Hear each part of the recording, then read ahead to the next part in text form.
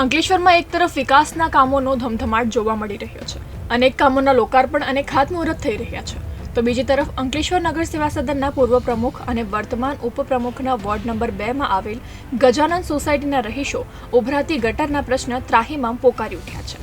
આ અંગે સ્થાનિકોના જણાવ્યા અનુસાર ઉભરાતી ગટરના પ્રશ્ને વારંવાર નગર સેવા સદનમાં રજૂઆત કરવામાં આવી છે, છતાં પણ પરિણામ શૂન્ય છે.